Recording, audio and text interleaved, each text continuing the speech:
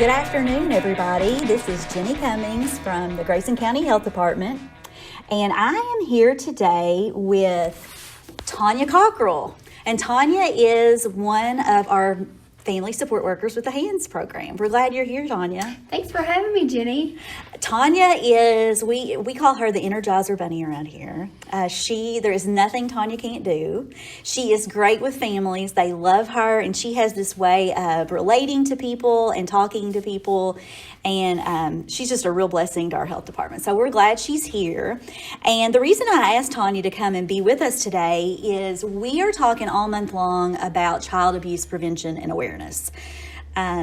We're doing lots of activities here at the health department because we know that in Kentucky, we're proud of so many things that our state has to offer. But one of the things that we're really concerned about is for 3 years in a row, Kentucky has led the country in child abuse and neglect cases for 3 years. And that's not something we're proud of. For every 1,000 children in Kentucky, 20 are victims of some types of child abuse. And the national average is 9. So, we're twice what the national average is. And so we really want to do our part here at the health department to kind of educate people, especially this month, on child abuse and neglect, the things that we can look for, the ways we can protect our families and protect our community, and also just how we can help each other and reach out to families around us. And so today we're going to be talking about something real specific, because when I was doing research for this podcast about child abuse, I found that the highest rate of child abuse is for children under 1 year old. I mean, Tanya, can you believe that? Yes, it's very, very common. Yeah, 1 year. And so we ask ourselves, well, why do you think that the rate of child abuse is so high for kids that age? It's such a difficult time. It is. Being a parent is such a hard job. It is. It's hard. And you're dealing with little ones who cannot communicate their needs other than by crying.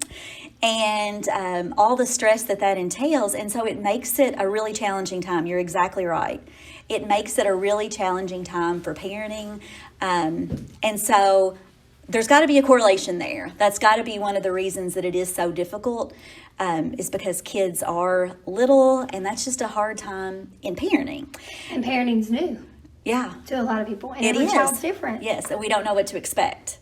And so we're going to talk a little bit today about something called shaken baby syndrome. And shaken baby syndrome is the leading cause of child abuse deaths in the U.S. It is the most common thing. And so we're going to talk a little bit about that because it's preventable, obviously. But I think that we really need to kind of educate families on shaken baby syndrome, because, Tanya, I don't think that anybody sets out in the morning thinking, I'm going to shake my baby today. No. It's when you get that anger and frustration and you don't know how to deal with it. As a parent, you have no other way, and it just happens. Yeah, it just happens. And, crying is very frustrating, especially when you don't understand. We're used to, as people, as adults, we're used to, if there's a problem, we try to fix it. And the thing that we have to remember is that babies cry, and we may not even know why they're crying. A lot of parents that are interviewed talk about how that their babies cry more than they expect. They won't stop crying no matter what you try. They feel like they're a bad parent because they can't fix it. They can't make them stop. And it makes parents feel like a failure. And so we're going to talk a little bit today about just crying, the fact that it's normal, how we can deal with it, and how we can help families. And maybe there's some information that you're going to hear today that you're going to think, okay, that makes me feel better. I think I can deal with this a little bit better, because nobody sets out to shake their baby. No. It's just something that happens in the heat of a moment where sometimes parents we're just at the end of our rope. And so there is a program called the Period of Purple Crying. And some of you may be listening to this and think, purple, yeah, because a baby cries until they turn purple. Or you may be ready to turn purple. But actually, it's an acronym that just kind of helps us know that some qualities about crying to help us kind of know that it's normal. And the first one is that it's P, and P stands for peak. Peak of crying. Your baby may cry more each week, and the crying usually peaks around the second month of life. Yes, and we see that with a lot of new moms. You know, they're already tired, and that's when you're getting ready to go back to work. Yes. And then you come home and your baby's crying all night. Yes. And you think, you used to be a happy baby, and now you're not anymore. And now what I can't happened? get you to sleep. So the thing about the peak of crying is that it does peak around the second month, but it usually gets better between months 3 and 5. So the thing to remember about all of this is your baby will not cry like this forever. Yes. It is going to get to kind of a peak, and then it will get less and less until your baby doesn't cry as much anymore. Another thing, the U in purple stands for unexpected. Crying can go on, and you don't know why. And it's unexpected. It's unexpected. You can check all the things, because I know I have worked in the hands program before too, and we talk about check all those things. Fingers or toes, are they hungry? You know, changing a diaper. Yes. And you're like, and you've checked everything off your list, and you've just decided your child doesn't like you. And your baby can just be smiling, and then all of a sudden it cries, and it's unexpected. It's so unexpected. The R in purple stands for resist soothing, and that means no matter what you're doing, your baby may not stop. You know, it may be where that position you've always rocked in, that thing you've always tried, the bottle, the passy, no You're matter. getting in the car, driving around the block. You've got them sitting on top of your washing machine. You're making the noises, everything, and they're not going to resist any soothing. Yes, they're going to resist soothing, and nothing you're going to do is going to matter. The second P in purple stands for pain-like face, and that means that a baby may actually look like they're in pain, even though they're not. And, you know, you can check. I know sometimes with a baby, you know, they can look like they're in pain. And if a baby has gas or its belly's hurting, it might draw up its legs or kick out its legs. And have those other cues and signals. Those other cues, right. And with this, it's more of just that look of anguish on their face, that they're in pain, but they're not. But they're not. Yeah. The L in the acronym purple stands for long lasting. Crying can last as much as 5 hours a day or more. And that's a long time for a That parent. is a lot of crying. So that would make me want to cry. Yes. That's a lot of crying. But again, we're saying all this is normal. It is normal. Completely normal. And then the E in purple stands for evening. Your baby may cry more in the late afternoon and evening. That's when you're coming home from work and you're already tired. Yes. And so you're trying to do dinner and get everything ready for bed, and that's when the crying peaks. Yes, and that's when the crying peaks. And so the reason we want to talk about this today is if we can say that this is normal, then when your baby is doing this, you can think, okay, this is a normal part of development. Doesn't mean there's anything wrong with my baby.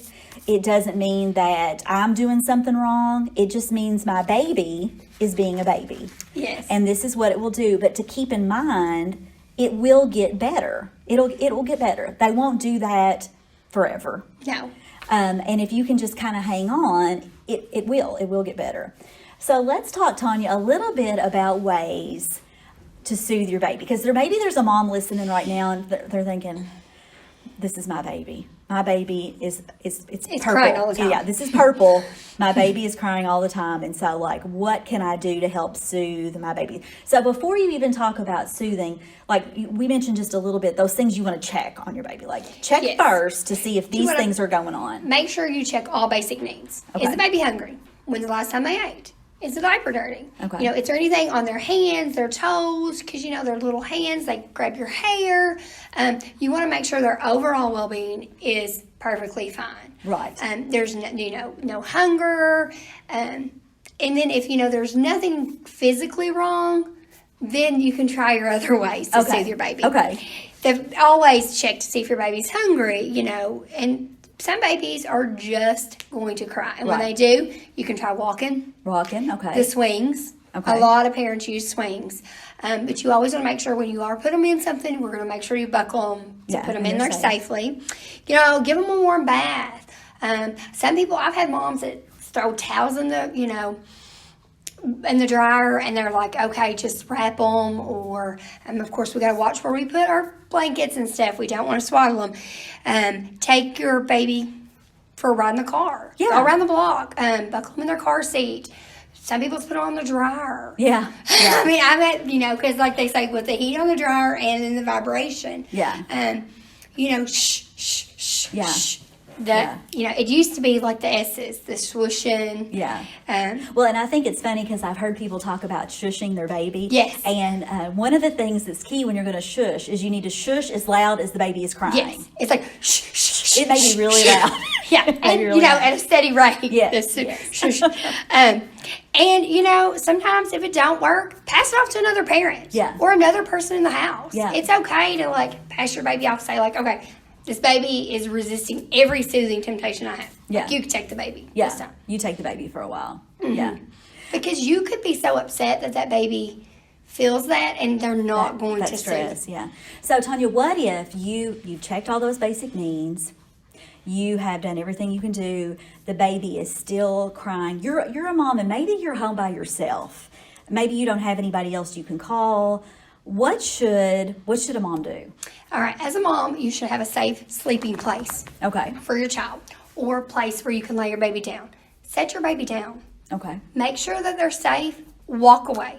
Give yourself a couple minutes. It's okay to lay your baby down, walk away, go outside, take a deep breath, do whatever you have to do to calm yourself down. Yeah. And we've all been there. I've been there. Right. Everybody's been there.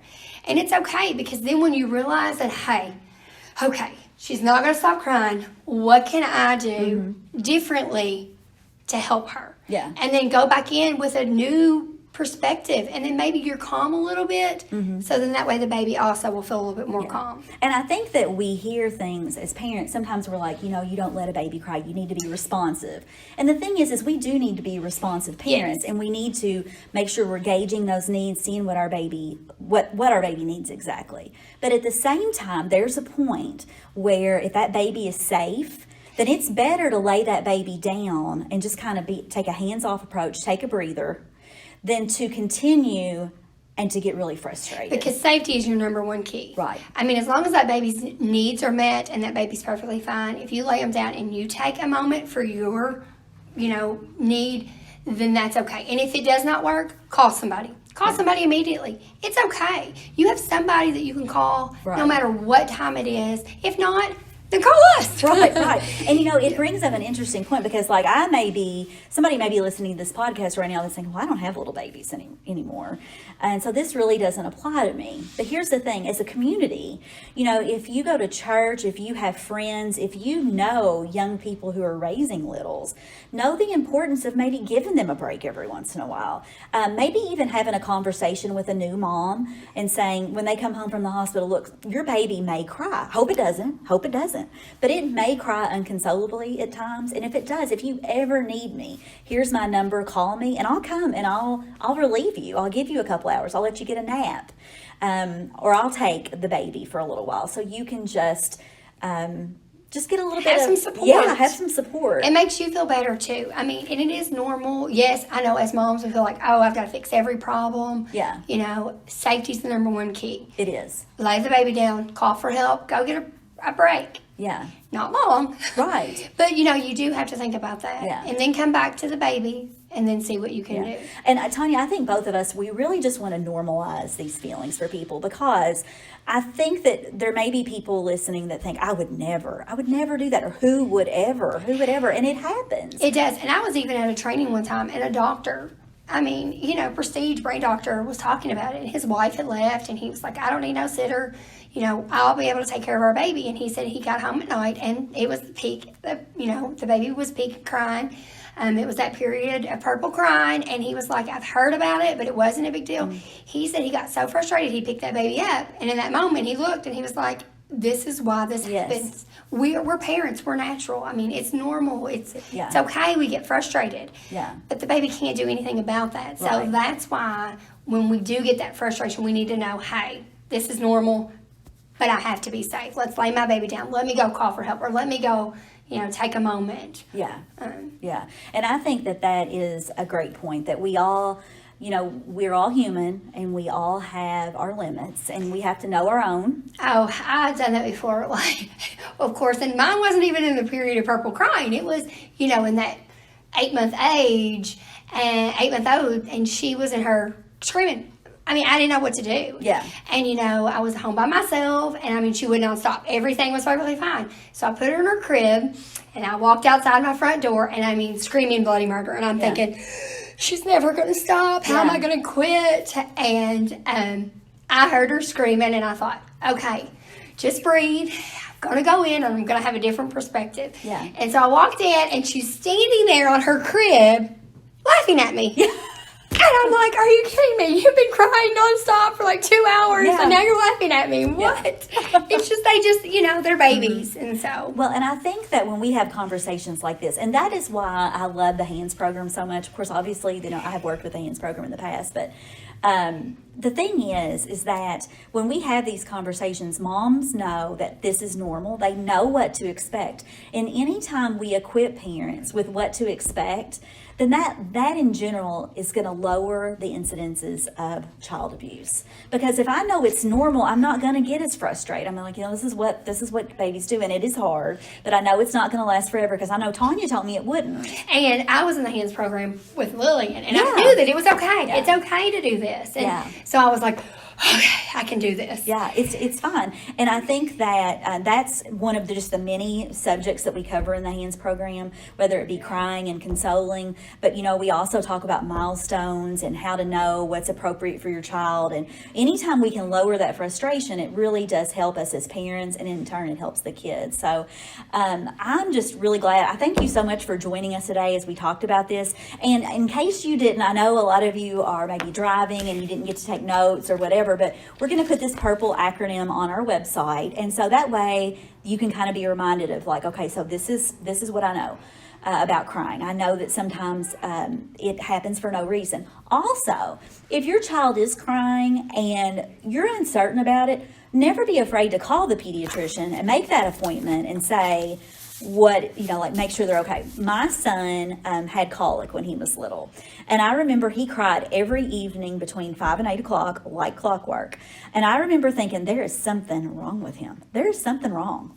So I made an appointment, went in to see the doctor, and she looked him over really, really good. And she was like, there's nothing wrong with this baby. I think he has colic, which I think colic kind of can interchange with this purple crying. Because, I know that they are different, but there's a lot of the same characteristics. Mm-hmm. And she said, he is perfectly fine. She was like, if he cries like that, lay him down. And in a way, I was like relieved because I knew it was normal, but then I also was hoping she could fix it. Yes, but it's going to take that time. And it's going to, time will pass and you will be fine. Yes, and we will get through it. So anyway, but I appreciate everyone listening today. And thank you, Tanya, for coming in. Well, thank you for having me. Again, Tanya Cockrell works for our Grayson County HANDS program. She is a fabulous family support worker. And my name's Jenny Cummings, and I'm the community health educator. And thank you for listening to our podcast.